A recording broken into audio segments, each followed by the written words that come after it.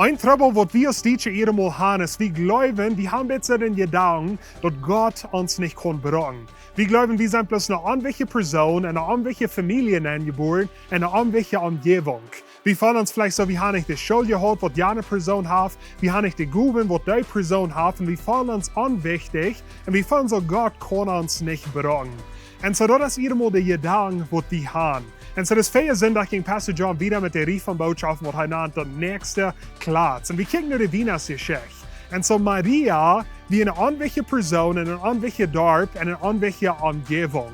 Und so wie eine junge Mädel, die vielleicht keine Schule hat gehabt, aber Gott will sich Maria zum Jesus in die Welt anbringen. Wir haben die Geschichte in Lukas. Gabriel bewies sich für Maria und sagt, was passieren, dass sie schwanger wird, dass sie ein Baby haben, dass sie soll an Jesus nahen. Und so Gott hat sich diese Person gewählt. Und Maria fühlt sich vielleicht auch so. Ich sage, das ist eine andere Person in einem anderen Dorf.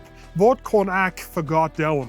Aber was ich gleichen tue, als was Maria zu Gabriel sagt. Und Maria sagt, ich bin hier zum Gott dienen. Lass nur mir passieren, was du gesagt hast. Und so soll wir wollen, Gott zu dienen.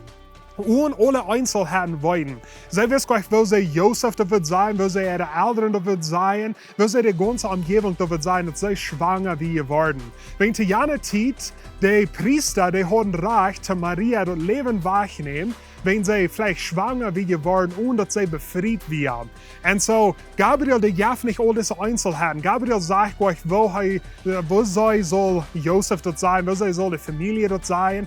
Gabriel sagt euch, dass Jesus ein Tag war am Krieg gestorben oder die wollen mal einklaven in Ägypten.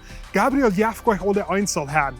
Aber Maria sagt, ich bin hier zum Gott dienen, lass nur mir passieren, was er geplant hat. So wir wollen Gott zu dienen, und wenn sie sich so voll deut, dass sie eine andere Person wie und don't mit all den Einzelheiten wollen, was das wird aufgeben. Insofern sehr wie du. Wir fühlen uns unwichtig. Gott kann uns nicht brauchen. Im Bereich, wenn Gott uns das wird brauchen, wir sind Menschen, die Einzelheiten gleichen zu wollen. Wir gleichen Charakter wollen, wo, was und wie neuer. Und jedem sagt Gott uns diese Dinge nicht. Wir müssen ein bisschen Stopp und Vertrauen nehmen, dass Gott sich an die Einzelheiten kümmern, wenn da gespannt ist. So ich will bloß Mut sprechen. Wenn du immer den Gedanken hast, dass Gott dich nicht brauchen kann, Gott hat einen besonderen Plan für dich. Fertig geboren wirst, hat Gott einen Plan für dich. Ich will haben, dass dieses Treu sein, wo du nicht krank bist. Dass die nicht so eingeduldig worden und die gehen die Klatz holen und die da anfangen anzuhummeln, wo die nicht hören wollen. Und so wenn wir treu sind zu dem Raub, was Gott uns hat gegeben, wenn wir treu sind, wo wir von der krank sind